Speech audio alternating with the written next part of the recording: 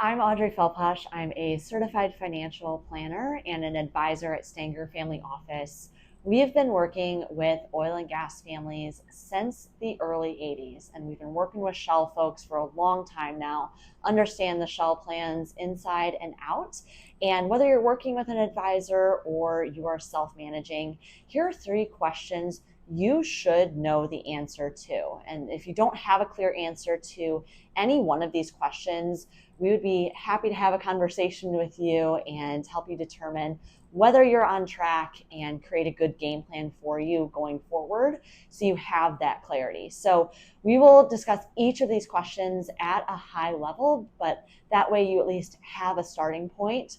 So first, can you retire from Shell? Well, we know that during retirement, you're going to have goals. Typically, it's to replicate your lifestyle, and you're going to have some bucket list items.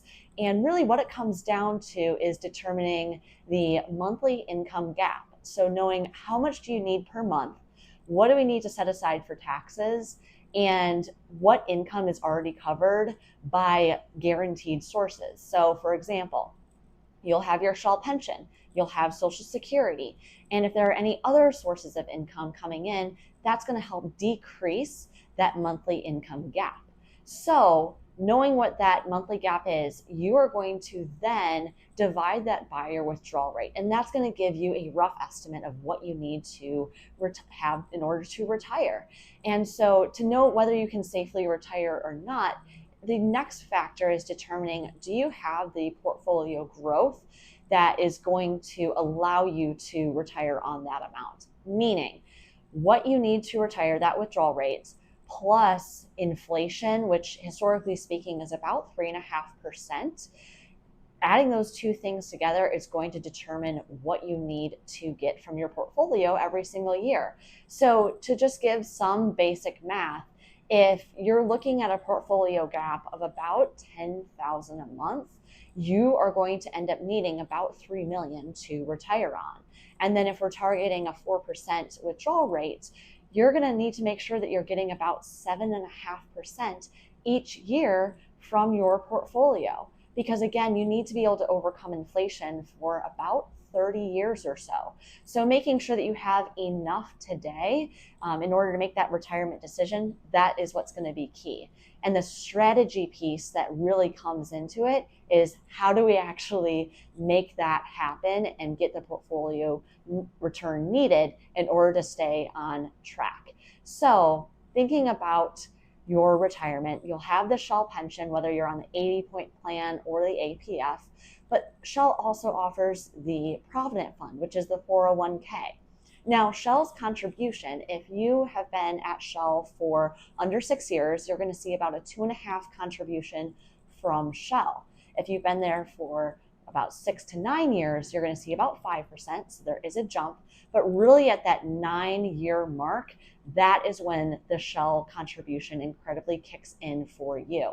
Now remember, this is a contribution, it's not a match. So Shell is continuing to give you those contributions every single year, but oftentimes we find clients in a position where it makes sense to be contributing alongside Shell. So depending, again, thinking about what that income gap might be for you, determining what you also need to put into the Provident Fund alongside Shell's contribution, along with the Shell pension you'll be receiving, that is something you should meet with a fiduciary advisor about to determine what that right number is for you. The other thing to think about here is if you are a high income earner. So for those earning more than $350,000 a year, those are the 2025 numbers, Shell is actually contributing a bit more for you in what's called the benefit restoration plan. And so that is what's going to give you an extra boost if you are a high income earner. Now, thinking about how to invest the Provident Fund, one of the biggest risks to retirement savings is not getting the portfolio return needed in order to make your plan sustainable. So making sure that your investments, both inside and outside the Provident Fund, are aligned with your individual plan, that is key. Your investment should not be based on someone else's plan or on the public in general and what some random statistics are. It should be based on your goals. So making sure how you're invested in the Provident Fund aligns with those goals, it really does matter to the success of your overall plan. And that's why it's important to bring in some additional strategy, including some tax strategy.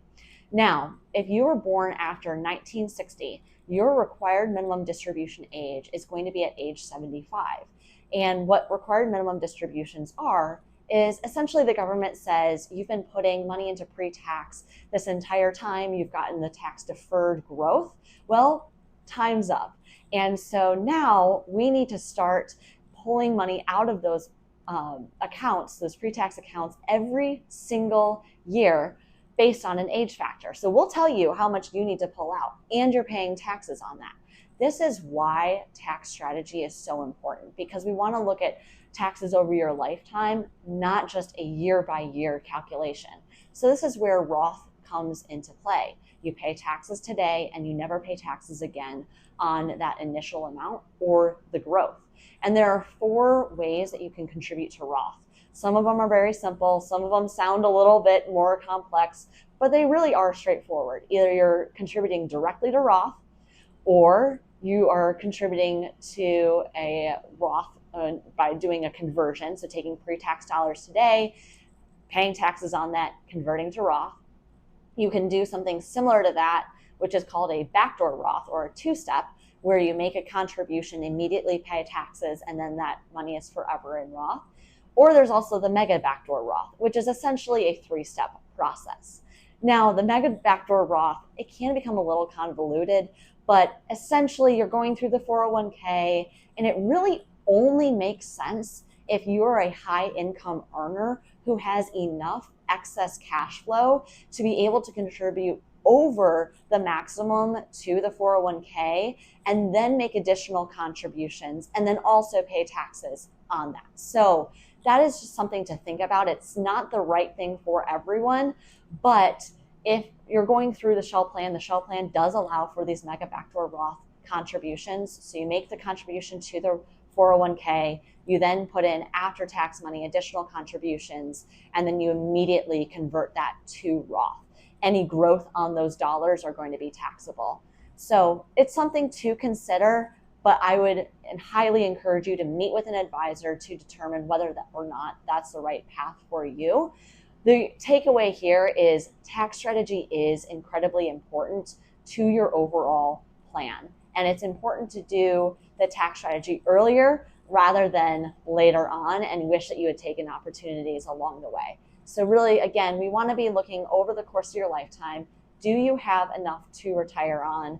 Are you investing correctly? And then what is your tax strategy along the way? So if you want to know whether or not you're on track or whether or not you are projected to have a successful retirement from Shell, give us a call, send us an email. We would be happy to have a conversation with you and make sure that you are in a good spot looking forward.